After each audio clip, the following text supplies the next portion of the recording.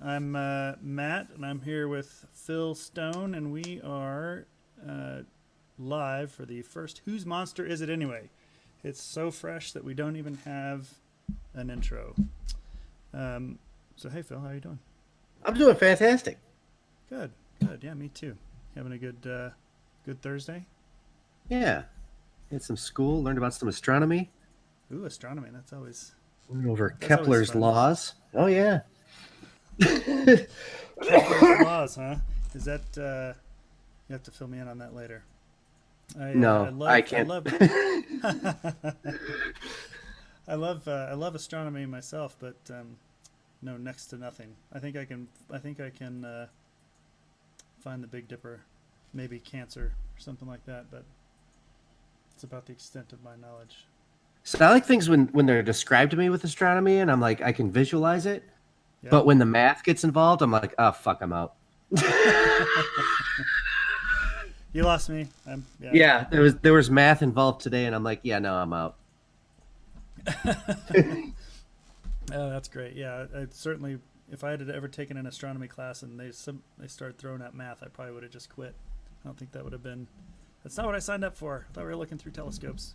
Right? So what are we doing? What are we doing tonight?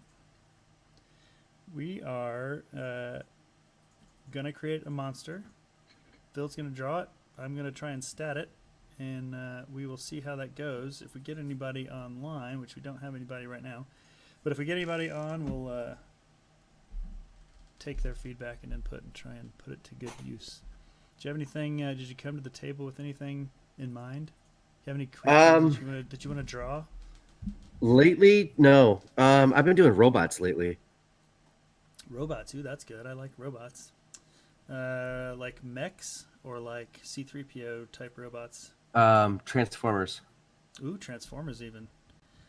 What Yeah. about? So what if we let's see? All right, so But they Transformers. take forever. Oh Oh my yeah, for god. sure. I was I doing a can only splash imagine. page. It's four and a Oh, half hours just on pencils. oh my gosh. So Yeah, I'm like, that is quite a while. Hmm. Well, what's the most difficult part about drawing them? Just the detail? um, it's the perspective Oh, okay, yeah, that makes sense. because I'm going after like a Generation One type of transformer, but like with Mm-hmm. highly detailed, and those things were boxy as hell. Right. So you had every angle and every plane known to man on this thing, and then you got to throw a human face in the middle of this. I mean, if you look at Starscream, he's a mathematician's nightmare when it comes to like the angles on his body, and then you're like, oh yeah, and throw a human face in the middle of it. Right. Oh my gosh, yeah, I can only imagine and then back then, with they were doing the originals, they were probably doing a lot of that by hand. I would assume. So Oh, I'm that's sure there's that's a good. lot of drinking. Yeah.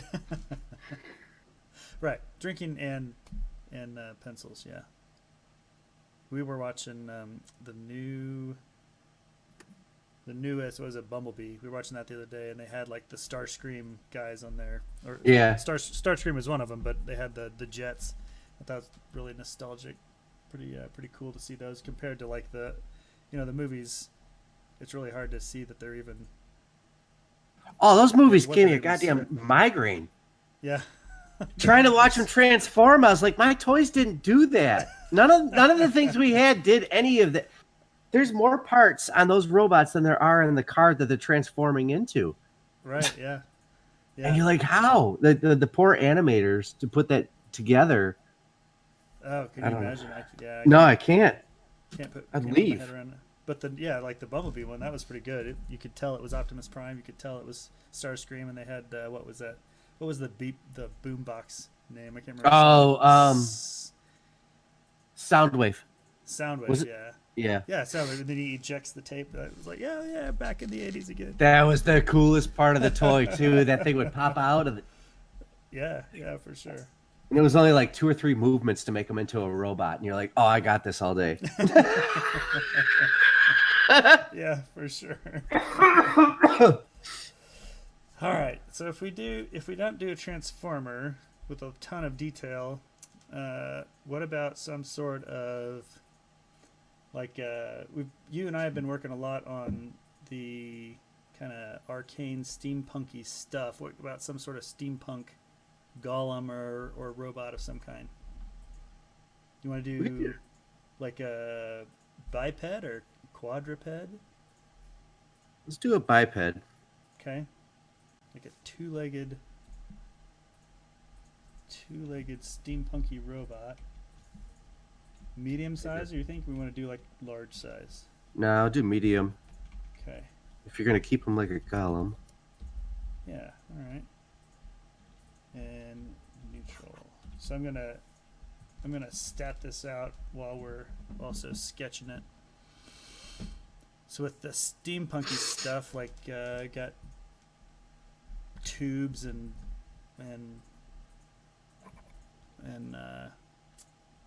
I don't know, whistles and what are those glass tubes called?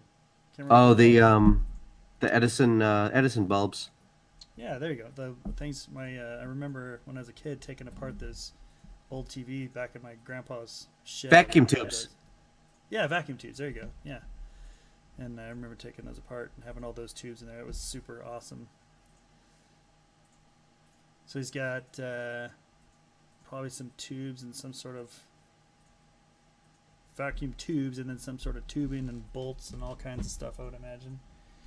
Medium size. We're gonna call this guy Clockwork Golem. Too generic. Got something better than that, surely. How about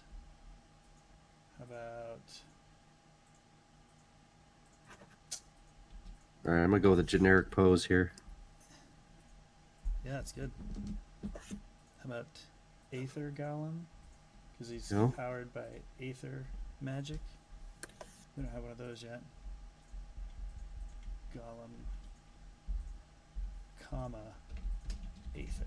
All right, medium, no alignment.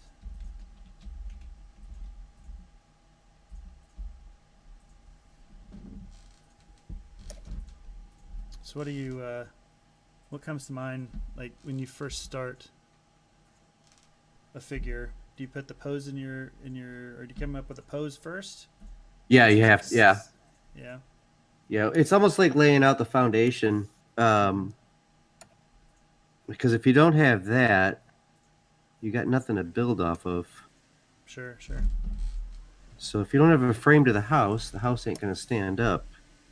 You got no shape. Right. So let's do. These are like rough. Sure. So let's do. Let's get a little thing. When was the last time you were in Vegas? Last week. Did you go to the steampunk bar called the Boiler No. Room at Mandalay? Holy crap! No. Mandalay's one of my favorite places to go to. There's a steampunk bar there. So it's called the Boiler Room, and it's at the shops at Mandalay, No kidding. and it's at the mall. It's across the hallway from that Sub-Zero bar, where you can go Holy sit. cow. Yeah. I know where Sub-Zero's at. You can like the cups and everything are made out of Yep. ice. Yeah, so you can go freeze your ass off and have a drink. And You walk up to the counter. If you've never been there, you walk up to the counter. Or for those of you that are watching that haven't never been there, they've got like fake fur coats and everything. They'll hand you if you're interested. Yeah, it's a cool place. But I had no idea there was a steampunk place across the way from that. right across the hallway. Yeah, it's my favorite place to go. No kidding. I go there every year, and you got to sit at the bar. You can't sit in the restaurant. Okay. They have this smoked whiskey drink that they make, and there's it's made with cola, but they make their own cola out of the cloves and everything, Oh wow. and everything is mixed in a crystal skull and infused with like a dry ice type of deal, Uh with all these tubes and stuff coming out of it. huh. Yeah. It's the most amazing thing. I don't drink whiskey. I'm a beer guy, Yeah. but Yeah. Me too. Typically. you can't pass up somebody shaking a crystal skull with liquor in it that smokes. Right. And you're like, you know what? I'm in. Yeah, that's pretty awesome. I will definitely check that out. Like I said, I was just there last week. I didn't make it down to Mandalay, which I normally do. That's usually easiest place on the strip to park, and then you walk. Then you can walk north from there. But I didn't make it. Oh, you drive down there? Yeah, normally. Jesus. Well, I say drive. So if Uber, or a lot of times there's a oh my gosh, I keep wanting to say Country Inn. There's a hotel right across the way there that I stay at quite a bit when I go down there, and that's almost a walking distance. So you drive right across the bridge Right. and then have the good old time after that. All right, so this guy's got some sort of ocular device. Let's see here. It's his Aether thing. Right.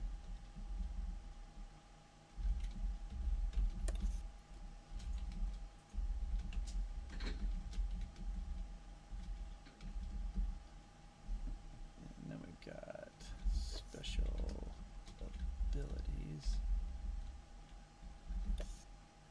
It's got some sort of, we'll call that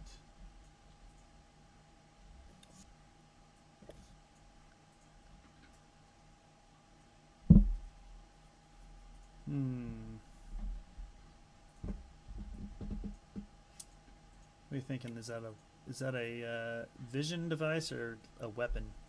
I'd call it a vision device. Yeah, all right. If he was giving me a golem, a lot of his organs would be kind of like harvested. Yeah, okay, good. So a lot of biomechanics would have to take their place. Biomechanical ocular device. Brilliant. All right. So we'll say the Aether Golem.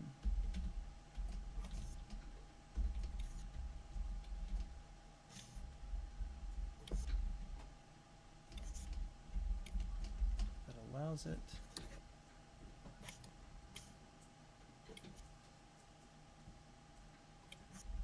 to,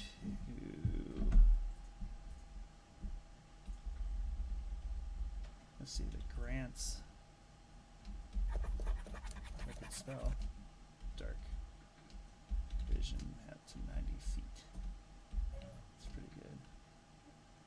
Pretty basic.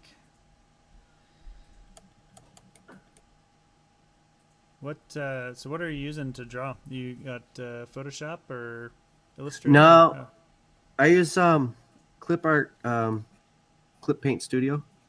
Clip Paint. Okay. So essentially, what it is it is all the drawing tools of Photoshop, but better. Oh, but better. That's nice. Clip Paint Studios. I'll have to check that out. Yeah, the thing is fantastic. I got hooked on it when I got Manga Studio 5. That was the first program I got when I'm self-taught on digital. And yeah, Clip Art Studio, that's what it is.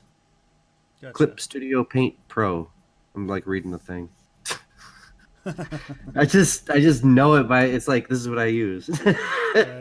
Right.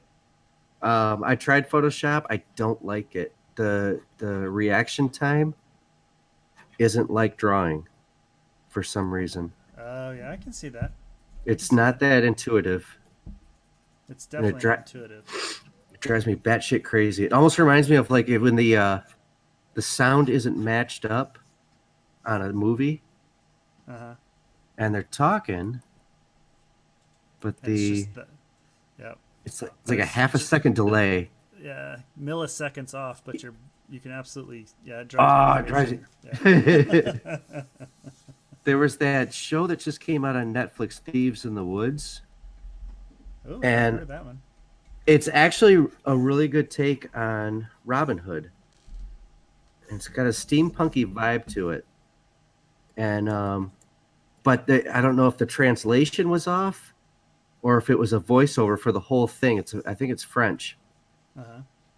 And yeah, there's like a half-second delay. It was driving me nuts. Made me want to drink more while I was watching it. I was like, one day it'll sync up.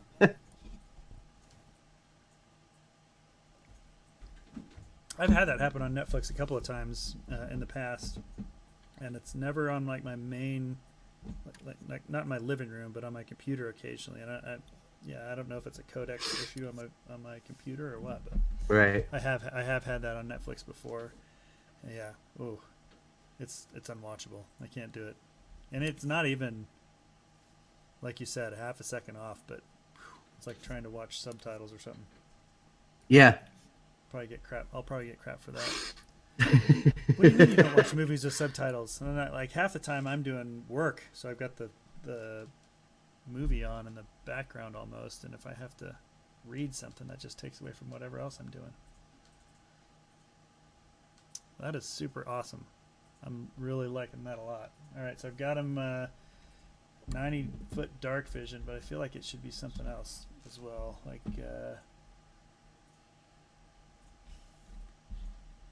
what else? So the guy has, ability. since he's a golem, Mm-hmm. he had to, a lot of his tissue is removed. Right. So you have this archaic computer system that's infused with his brain. So these vacuum tubes coming out of his head. So his intelligence could go up There you go. on that account. Yeah, I was just thinking about stats a second ago, and the frame and everything. I was thinking higher dexterity and higher intelligence. Yeah, that makes sense with some computing power. That's good. Trying to remember what a vacuum tube looks like. Well, I think that's spot on so far. Exactly what I remember. So it's funny, in my pre-visualization class, which is kind of dumb. It's supposed to be on storyboarding, because I think that's what I want to be when I grow up, is a storyboard artist. Right. And we had to get a script, like a movie script. Sure. So I'm a huge fan of Quentin Tarantino. So I got Inglourious Bastards. And about a quarter of the way through reading the script is fantastic, but you don't realize how much Brad Pitt ad-libs in that movie. Is that right? Oh, it's hilarious. I mean, he's Brad Pitt. He can do whatever the hell he wants. He Sure, can piss sure, in a sure. cup and sell it for $100. But yeah, he. Not to go too far enough off a tangent there, but have you seen that YouTuber that sells bathwater? What? Speaking of that, yeah, it's terrible. It's ridiculous. Anyway, I'm sorry, I couldn't. No, that's fine. No, that was the highlight of my day. Was like sitting in the cop car reading the script in between classes today. Uh-huh. So, but yeah, I was like going through in my head because I've seen that movie a million times. I showed that to my kid when he was little, and I'm catching all the favorite lines that he had when he was a kid, and I'm like, well, that didn't sound right, because my son would repeat what Brad Pitt said when he was 9 years old. And you're nice.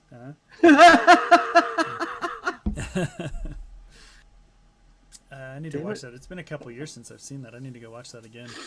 It's so good. It is really good. Yeah, I went and saw 1917 when I was in Vegas, and how was it? It was okay. I don't know if I was expecting more or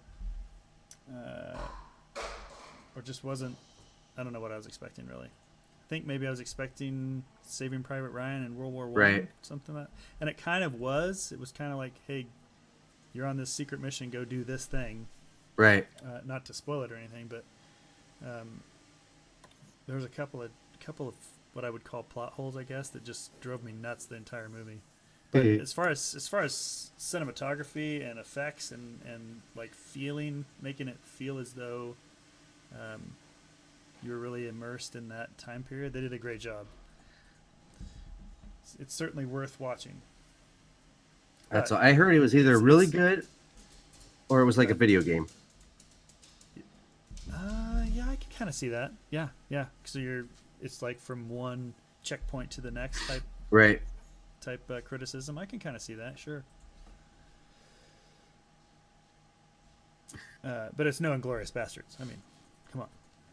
That man, it was so good. And reading the script, you're just like, the script is so good too. And I thought it was gonna be dry, Uh-huh. exterior farmhouse, dairy farm, this that. But no, it was fantastic. Right. So again, thinking got him with a 10 strength, which is pretty low for a golem, but I'm thinking this guy's gonna survive on his wits and his agility. Well, let's make him thin then. Yeah. And then probably a lower con, but he is artificial, so he should get some bonus hit points. What rule system are you going off of? Just general D&D. I mean, Gotcha. yeah. 5th edition, I suppose. Right. Most conforming to 5th edition, but keep it generic enough that it could apply to just about anything in that D20 vein. All right. Computing power doesn't necessarily equate to wisdom, so we'll say he's pretty low on wisdom. And then charisma probably puts his foot in his mouth quite a bit. Doesn't quite understand the nuances of humanity. Trying to compare this generally to like the golem, flesh golem. As far as stats are concerned, and he's got some really high ones and some really low ones.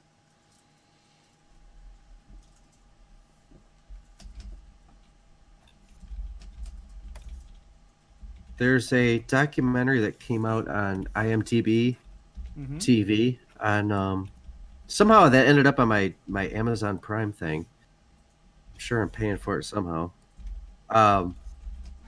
It was on the 1905 World's Fair in Missouri. Oh, yeah. And they were trying to outdo the Chicago World's Fair, where it was basically Westinghouse versus Tesla. Uh-huh. And they went so overboard. It was awesome.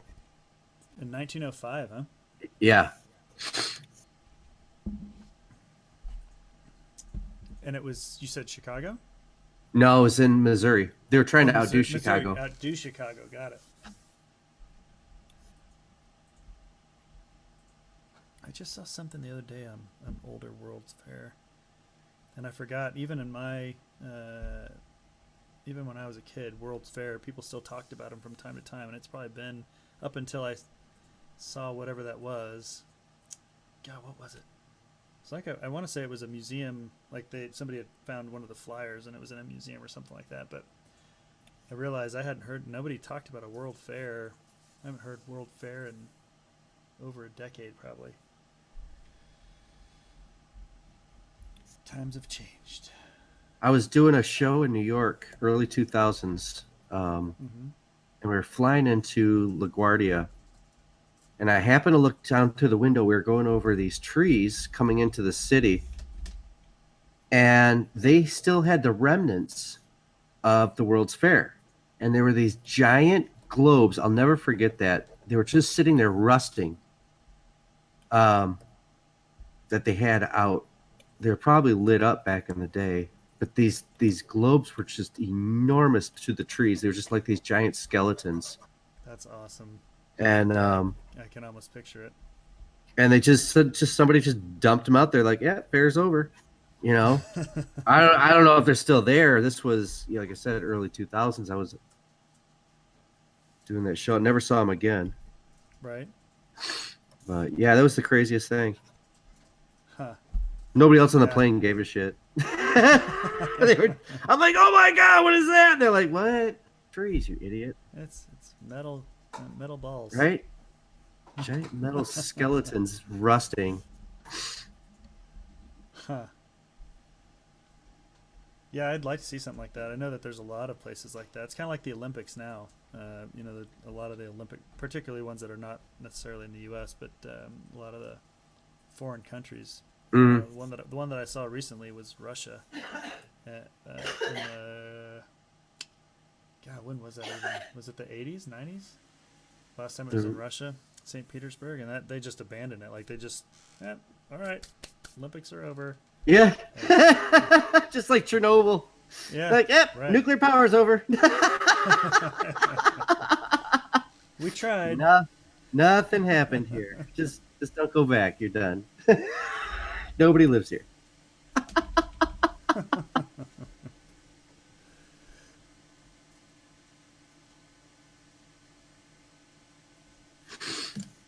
All right. Let's see here.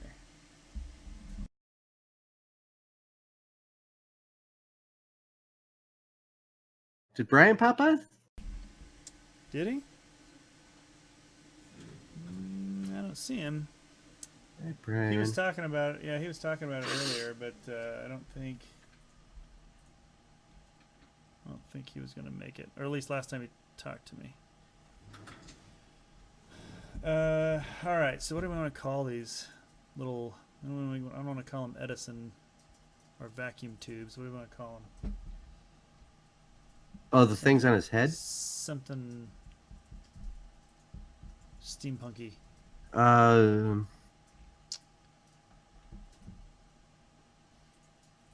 was that old computer? Babbage, the Babbage device back in the was it 1800s, late 1800s?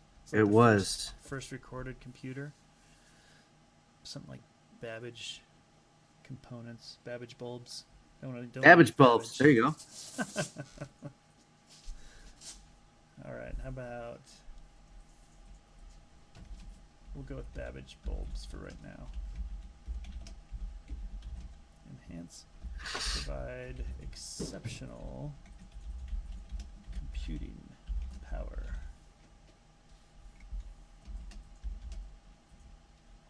All right, I'm giving some descriptions and reasoning behind the statistics. That's what I'm working through right now. So his Babbage bulbs provide exceptional computing power, given him as a 19 intelligence. Computing components and framework is fragile.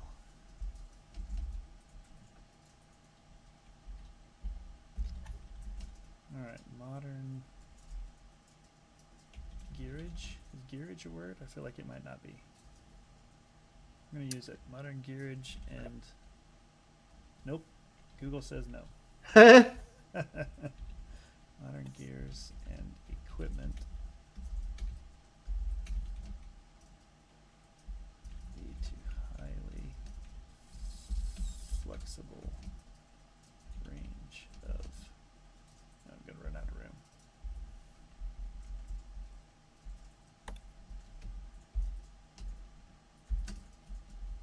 Of motion.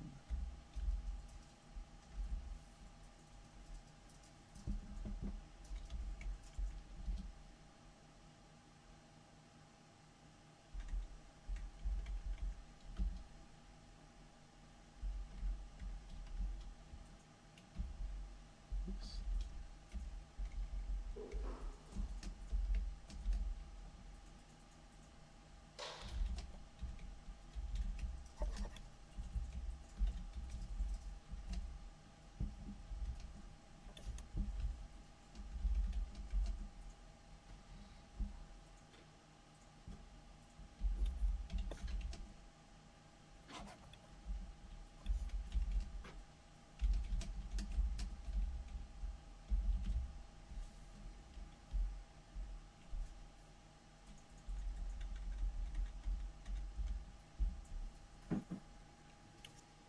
Oh yeah, that looks really awesome.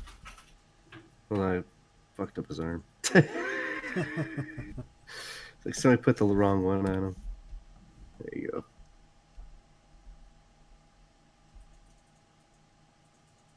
Yeah, what I'll do is I'll clean them up tomorrow, and then tweak out what I have to, ink them, a little background to them. Got a little, got some vestments on there. Some covering over the gears and mechanics. Yeah, I figured it's more like the flap here keeps all the guts in. Yeah, right. So instead of having a robot flap where they're like, open up and look at all the stuff, it's kind of like that Frankenstein effect where a couple of buckles is the only thing keeping them from falling apart. What's that? I think that's why I got to work on buckles. You get sucked into the whole piezo thing. I don't know if it was piezo that came up with it. Yeah, There's a with first. all the flasps and buckles and belts and everything. Oh my god, the encumbrance on some of those characters is insane. And you got to keep up with that because a lot of people, especially Kobold Press, Uh-huh. likes a lot of that stuff. Right. I'm Yeah, like, how I did... mean, as far as the picture is concerned, it adds quite a bit to the, I guess, to the ambiance, if you, I don't know what Yeah, you want to call it. I mean, it adds a lot to the picture, but yeah, if can you imagine carrying around half the crap that a lot of those characters carried? You'd be jingling and jangling and breaking crap all, the whole way to the dungeon. right.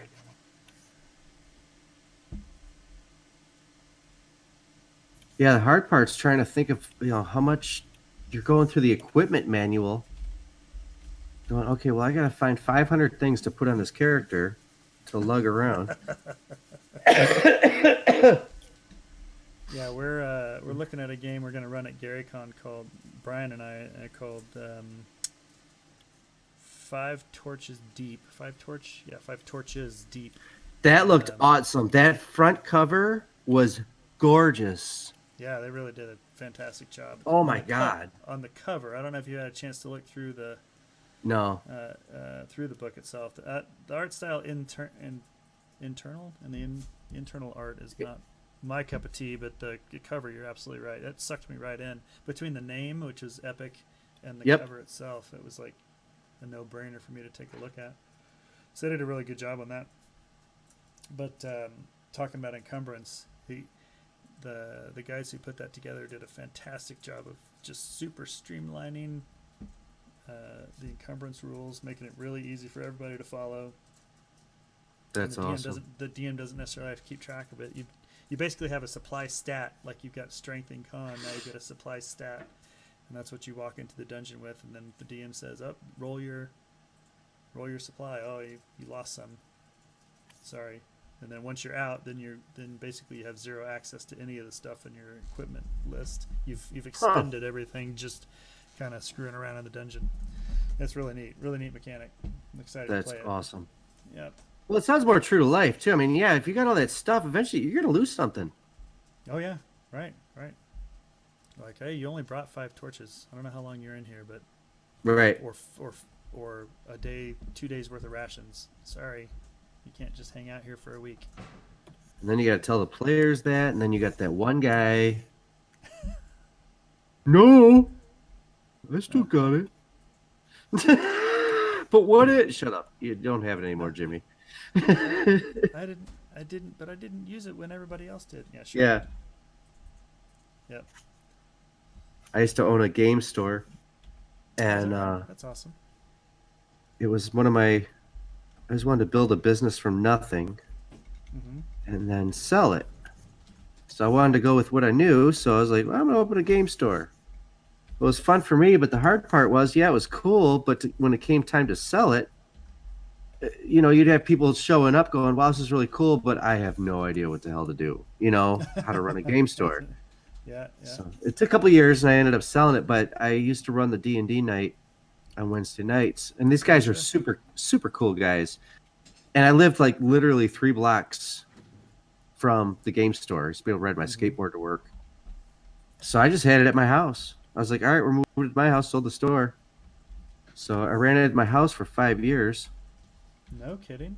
And then, plus the 2 years at the store. Hmm. And then eventually it just all broke up. But Yeah, not the way. Yeah, we've virtual tabletop gaming's been kind of a godsend for my group. That's the only yeah. we haven't played in person in years, but thankfully we all use Roll20 and Discord, like we're using tonight, and it works pretty well keeping us together. I'll tell you what, It's I the same jumped way. in a I jumped in a 5e campaign, and that was my first time playing Roll20 since I had the store. And Mhm. holy cow, Roll20 has done such a fantastic job with lighting models, and just it was gorgeous. Oh yeah, yeah. You can play with almost no time put into it if you want to, but if you really Right. want to invest the time and make it look sharp, like you said, lighting and shadows and highlighting character icons and stuff like that, you can do quite a bit and make it really fancy. In fact, we got to the point there a little while, um, where we were even using Roll20, even if we were all together. Like occasionally, once in a blue Right. moon, we will the whole band will get back together again, and we'll still use Roll20. We'll just put it up on the TV in the living room because it's that handy to use, Well, it's less paper on the table. right?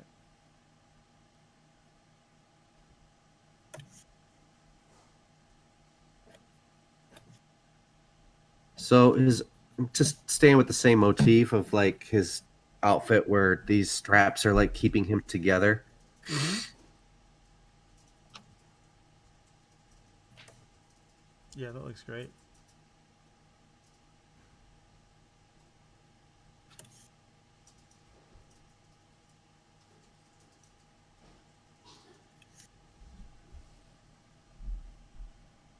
Yeah, all the belts and buckles are a nice touch. That's good stuff. What do I think? So I've got Babbage computing down here as one of his special abilities. With an intelligence of 19, I mean, that's kind of speaks for itself in his intellect, but needs something like an ability. What's a good intelligence ability? Got something that says, I know what I'm talking about. It's got to be good for a monster, too. I mean, a creature. What if he had uh like a mind power, like almost like a telekinesis? Oh, that's pretty good. I was thinking maybe he did lightning damage with all the vacuum tubes, but maybe it's mental power. That's good. I like that. Thinking maybe with his ooh, I got a couple ideas. So maybe with his computer gives him like just a bonus on ooh, you think advantage on initiative? If we're going 5th edition, you think advantage on initiative is too much? No, I think it'd be fantastic because I mean, you could play the monster that he's a slow moving, monster, and he's not strong, but he's got the edge on you because all he has to do is really think about it. Sure. Uh-oh. My mic volume's been low this whole time. That's not good. You can hear me just fine, right? Oh yeah. Crud. Now hopefully it's not too quiet. No, you're fine. Yeah, so psychic damage is a good choice. I like that. Maybe he doesn't even attack. No, he just stands there. Yeah. So Dex gives him a good bonus to avoid attacks, but doesn't contribute to his attack ability. And then we get Babbage computing. The Aether Golem has advantage on initiative checks.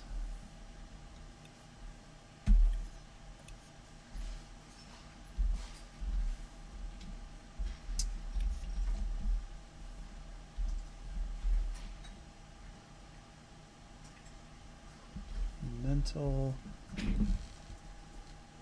Yeah, I really like psychic damage. Not a lot of people with immunities or ability to do much with that. What do I want to call it though? I've already used Babbage computing for one ability. What do I want to call? Call it mind scramble. Ooh, scramble. There you go. That's good. Mind scramble.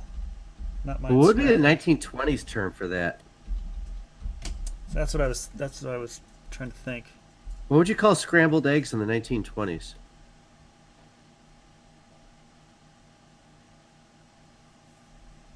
I don't know, but I want to know this.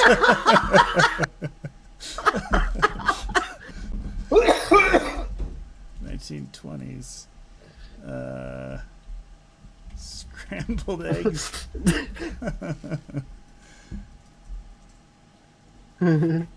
History notes on eggs. The food timeline. What? All right. When did humans begin consuming eggs? Since the beginning of time. Oh, good to know. All right. Well, this is not helping me at all.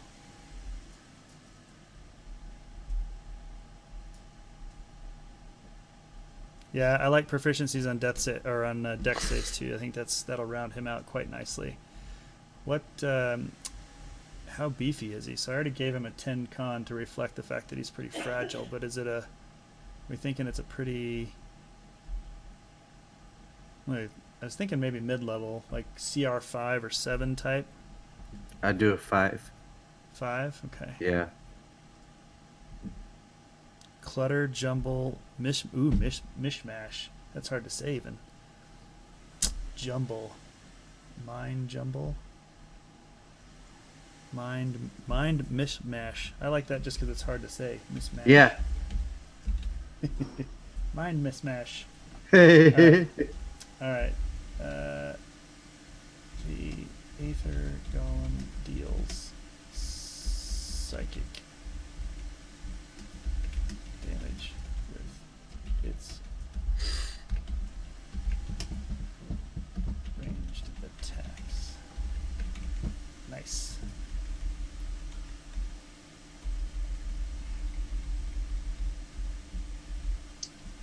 I'm gonna run out of room on the sheet. I might have to.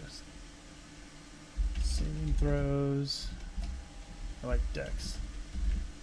That helps reflect the dexterity. Mind muddle. Ooh, mind muddle. Mind muddle. Yeah, that's 1920s. Yeah, see. That's what I'm talking about. You got it like. Al Capone was this guy.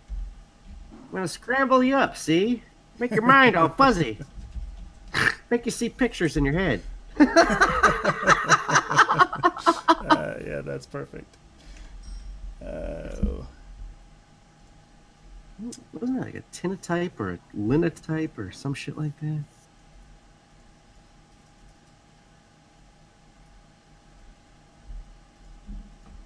Mind muddle. That's perfect. Yep. All right. He gets multi-attack 2. He gets 2 mind muddle attacks. Well, because muddling was an old bartending term when you would take a mortar and pestle. Oh, and that's you even would better. Yeah, you would. That's even better. That's great. That's how you make a mojito. Mojito this guy's brain.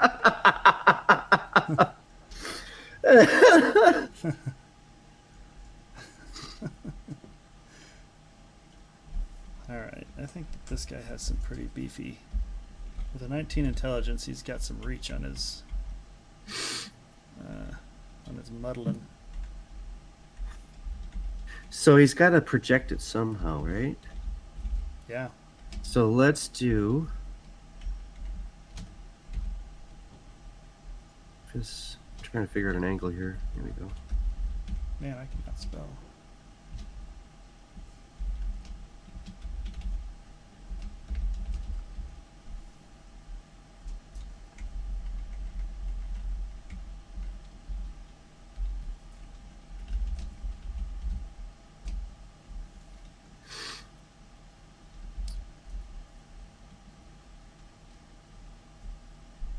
I think we'll do mind muddle is the attack. And then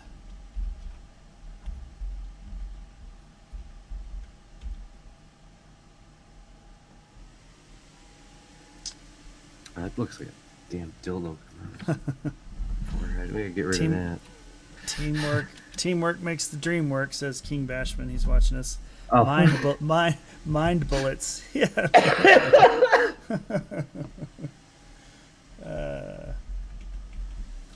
Mental. Sort of antenna on there. I think I'll just go generic with the fact that he deals psychic damage. as mental attacks, but the attack itself is called Mind Muddle.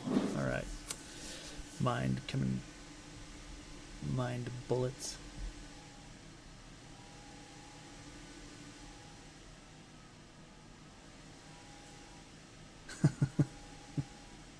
Is the volume better now? I'm asking the stream there. I turned it up a little bit.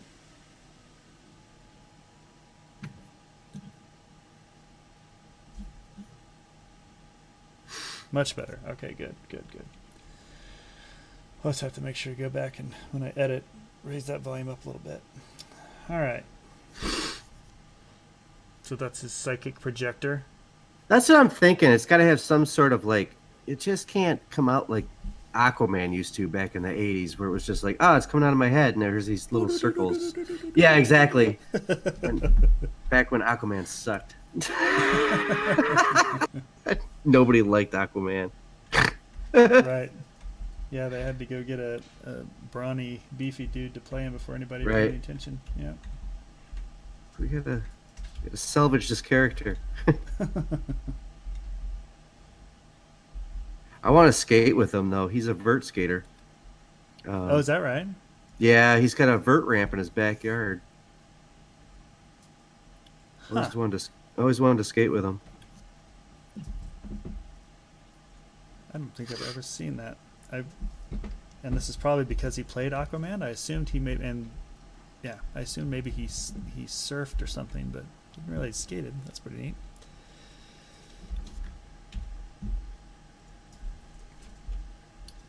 All right, let's see here. Understand the languages of his creator, but can't speak. It's pretty straightforward.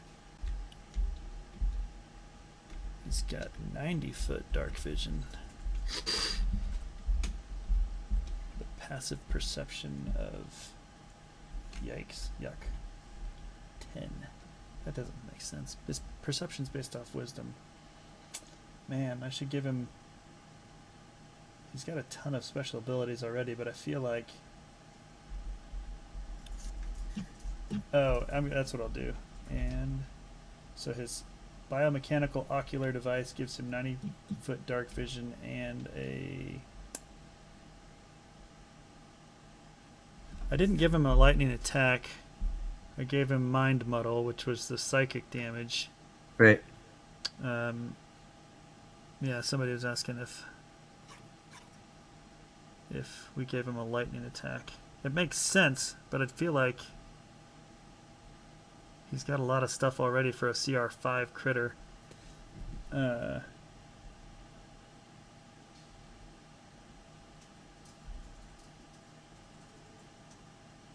guess you could do. He can make 2 Mind Muddle attacks, or maybe he can make one lightning blast. Oh, isn't that that's a 5e thing where it goes like it refreshes on a D, like a 1 on a, or refreshes on a 6 on a D6. So he has this ability that he isn't always there. Maybe he can muster up a bunch of psychic energy and blast somebody.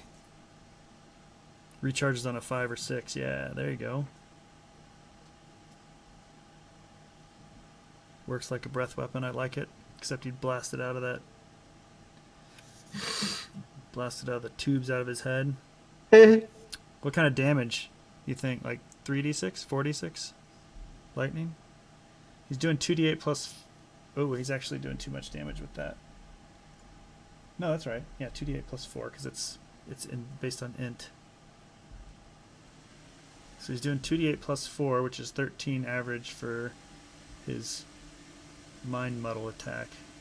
But if he's got like one blast attack that recharges on a 5 or 6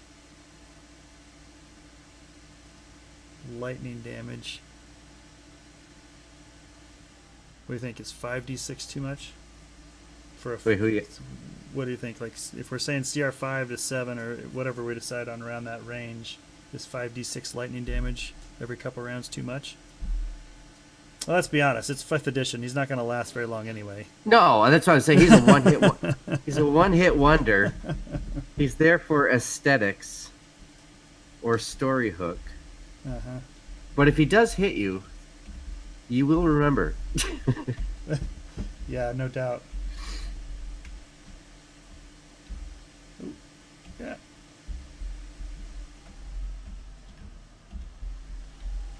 Yeah, 46. Let's go with that. I like that. Ooh, mama. In that case, 10d6. Oh, come Yep. on. So Go. he's gonna mind muddle you, but if you really piss him off,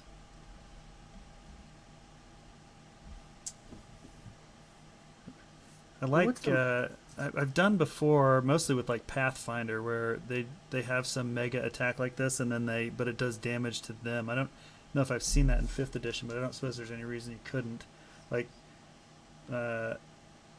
deals 10d6, but takes half or something like that.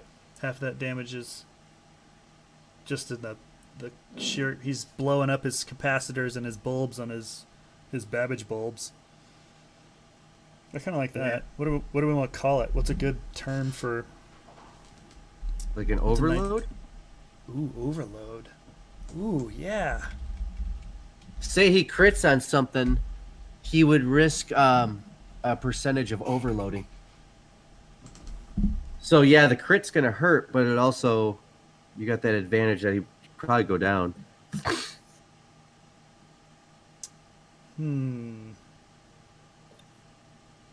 So instead of an attack, it's a special ability. I like that a lot.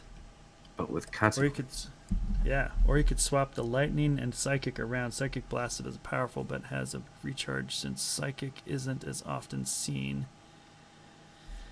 Yeah, but I like the psychic damage because there's not a lot of resistance and immunity to it. I think that's what would make this guy a threat. And then just thematically, if he uses all the mental energy is coming from his Babbage device, his Babbage bulbs. If he crits and does a severe hit with the mental energy, then he like overloads. Yep. And the lightning explodes out of him. So in that case, it's not really a breath weapon. Maybe it's almost like a fireball blast around him. Yep. Nice. I dig it. Overload.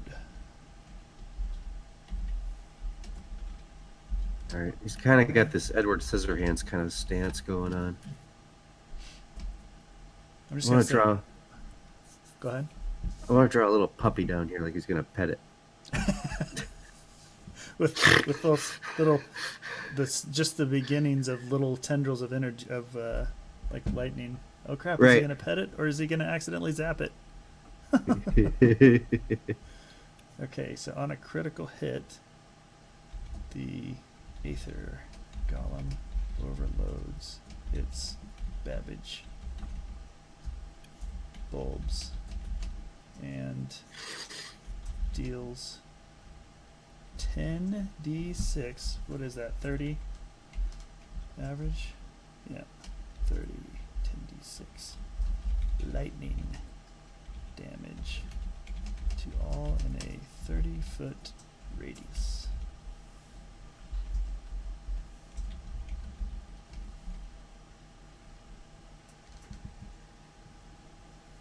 Overload could make the number of dice equal to the number of hit dice. For overload, could make it... Oh, yeah, that's a good idea. Make it equal to the number of hit dice it has. Which we haven't figured out yet.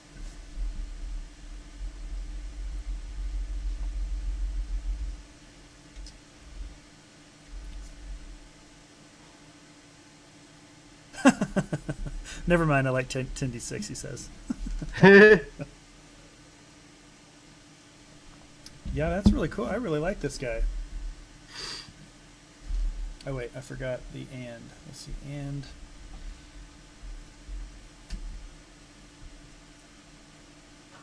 Is it weird in 5th edition to grant bonuses, or should I just say grants? So the Aether Golem has an external eyepiece that grants dark vision. And oh wait, I'll do it here. So the Babbage computing gets advantage on initiative checks and perception checks. How about that? Because right now our super brilliant computerized golem is not going to have much in the way of perception at all because of his low wisdom. But that'll give him a fighting chance.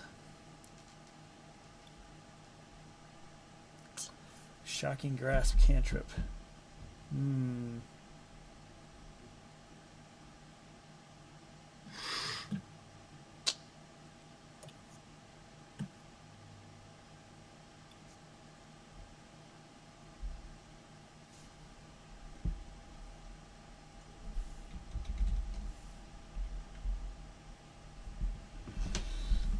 I don't know. Do you think that's? I just don't know. I don't think there would be any problem giving him shocking grasp at will. I just don't know if he'd use it. It kind of seems like. I mean, I'm guessing this guy, even if he does end up having 10 hit dice, that's only going to be 40 hit points because his con is so low. So I mean, this guy's going to go down. You're going to have. Yeah, it does go with the picture. You're right. It does go with the picture. God, you are amazing on the energy lines. That's awesome. All I had to do is get yelled at one time. Is that right? Are you? Do you have a pad and pen? You're not doing that with a mouse, are you? No, I draw on another screen. Oh, you've got it. Oh, okay, nice. Yeah, that's even better. I'm in no way, shape, or form an artist, but I've got a Windows Surface, and I got the texturized screen protector for it, so it feels like paper, and that's cool. I love writing on that thing now. When I originally got it in the pen, just like it was a no resistance and a ballpoint pen on glass. Yep. But now with that little texture thing on it, it's really cool. I was just using a Wacom tablet, and I always wanted one of these things. So I said after the Conjuration book comes out, that's going to be my little gift to me. Oh, there you go. I saw that. Yeah, you wanna talk about that real quick? I saw your post the other day on it. What's that all about? Which one? The new Kickstarter book. Oh, that finished a week ago. Nice. And successfully funded? Oh yeah, it was probably my biggest fantastic. one yet. Good. What's going to be in it? It's the illustrated book of Conjuration. Gotcha. So it's the third one. I'm doing all 8 schools of magic for D&D 5e. So I'm illustrating all 8 spell books. Killer. I'm starting the next one next week. I think it's Abjuration. No, it's Abjuration or Evocation, one of the two. I got it written down. I haven't even figured out the format. But the hard part is trying to figure out a style for each spell book, because I didn't want the artwork to all look the same. And there's a story in the beginning of each one of the spell books about the magic user that originally had it. And each one's got a different kind of character to it. So like the necromancy one's all psychotic and sporadic, and it's just, chaotic lines and everything. And and then you got the divination one where it's all like very clean lines, clean grayscales, like almost like a holy book. And then the Conjuration one's set up almost like the Voynich Code. So it's almost a detailed oriented thing for each spell. But yeah, it's been fun. Yeah, it sounds like what a fantastic idea. That's a really cool, thematically speaking, that's a really great idea. And you're probably just building upon. You said this one was the best one yet as far as successful Kickstarter. Yeah.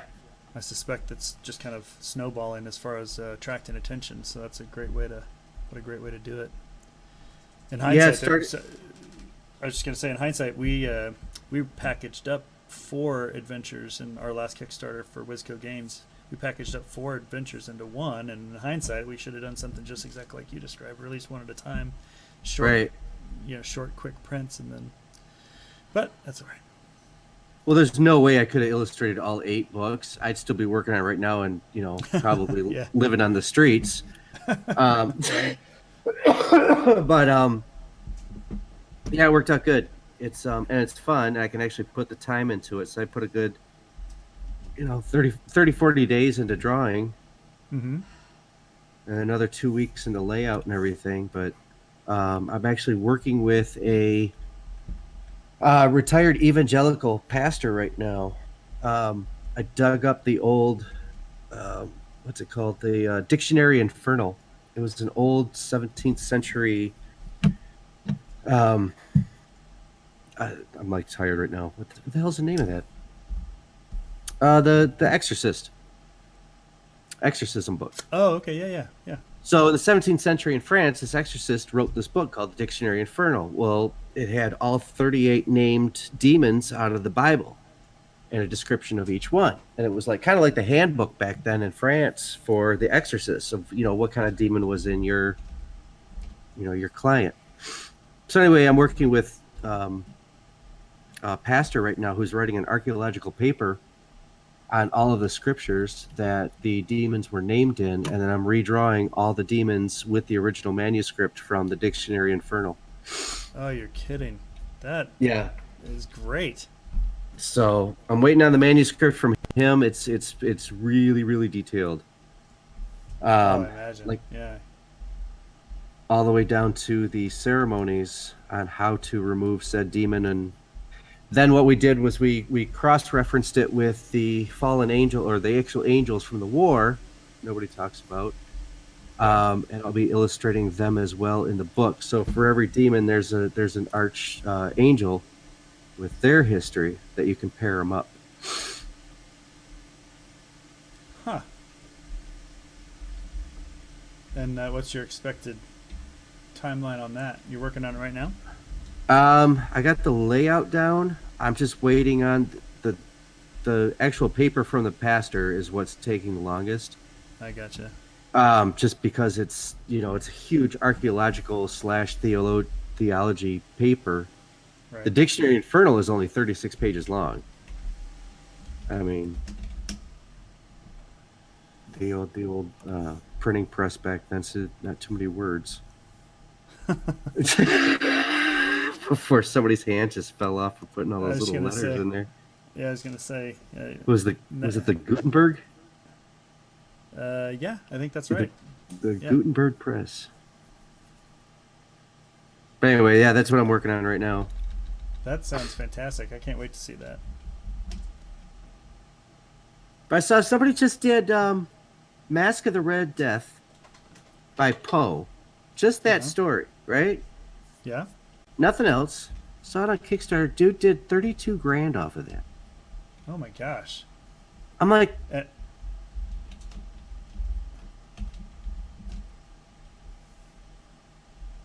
nuts.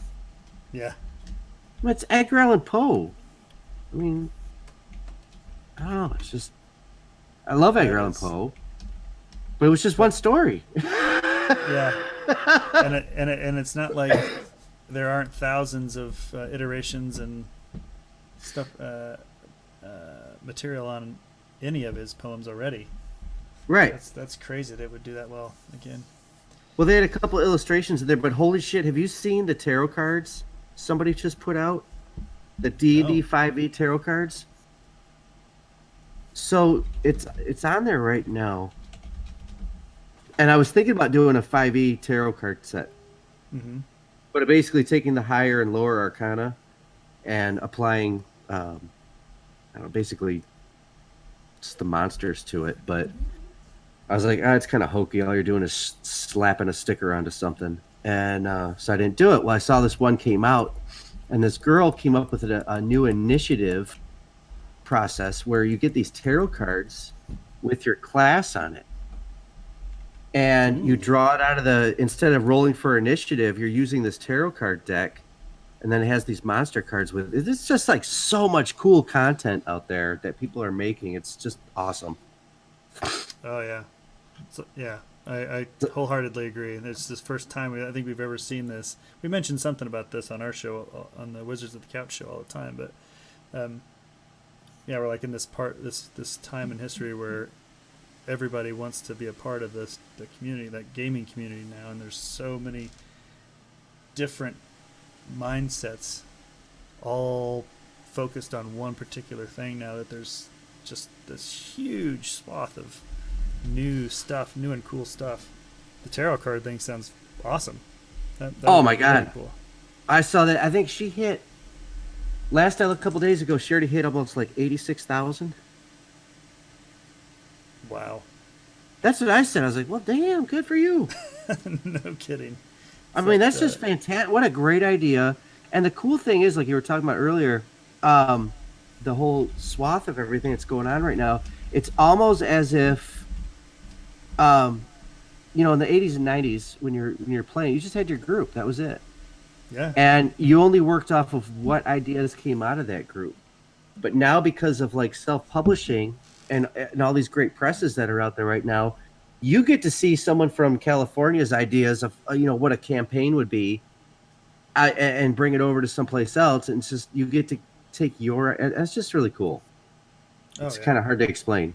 Like Oh no, I think you you, did a very good job of explaining it. That's very accurate. Like there's, we actually were talking about this the other day, that not only did you, not only were the only other ideas that you could put together, not only were those all in your one group, but you didn't even have access to anybody else. It's not like you could go talk to anybody else. right. Certainly not across the country. So if you had rule questions, I mean, ideas and how to run stuff aside, like you were completely up on your own to interpret the rules. And remember, that's why like Dragon Magazine was such a godsend, because finally I was just gonna say that. you could reach other people. We got to a point in our group, we lost one of our players. I think one summer we ended up losing two players. One stopped playing, and then the other one moved away. And so I went and put a bulletin, or like a piece of paper up, with the cut out numbers at the bottom. Yep. At my local game store to try and find somebody to join our group so that we could have a full group again. Times have seriously changed now. If I want to find somebody, I just got to ask a couple of questions on Facebook and have somebody in almost no time. Well, we are right at an hour, Phil, and I think we have a fantastic creature. We've got the Aether Golem. Well, let me find your file here. With the AC 12, 40 hit points, some stats. But what I really like, based on the picture, we've got his biomechanical ocular device that has an external eyepiece that grants him dark vision. He's got his Babbage computing bulbs up there at top, which give him advantage on initiative and perception checks. Magic resistance, lightning absorption, those typical Golem things. Then he's got his mental attack with his Aether Golem deals psychic damage with its ranged attacks, and then Overload, which I think is the awesome finishing touch. When a critical hit, the Aether Golem overloads its Babbage bulbs and deals 30. I need to specify it. When the Aether Golem critically hits. Is that what we're talking about? When he hits, right? Yeah. Yeah. Okay. He deals 10d6 lightning damage to all targets in a 30-foot radius. And then he's got his Mind Muddle attack, which is +7 to hit, dealing 2d8 +4 psychic damage. I think this is a heck of a first start. What do you think? You happy with it? Yeah. I like it. That's awesome. Well, I think you and I were talking about doing these maybe once a month, or just whenever we have the time to do them. So I look forward to getting the next one going. But I think this is off to a great start, and I look forward to getting another one going here in the future. Yeah, let me finish this up tomorrow, ink it up, and then a little background to it, and then hell, if you want to do it once a week, man, I'm down. Okay, that'd be great. Oh yeah, that'd be fantastic if you're up for that. Could have been a death trigger too. Says, oh yeah, That's not a bad idea. So maybe overload is when he critically hits, or when he hits 0 hit points. I'll add that in. That's good. Okay, so that'll end the show for tonight. Our first show of Whose Monster Is It Anyway? So new that we don't even have an intro yet. It's Phil Stone on the pen and pad there doing the drawing for our Aether Golem, and I am Matt Casey Rift with Wizco Games and Wizards of the Couch. Thank you very much for watching, and we will see you guys next time.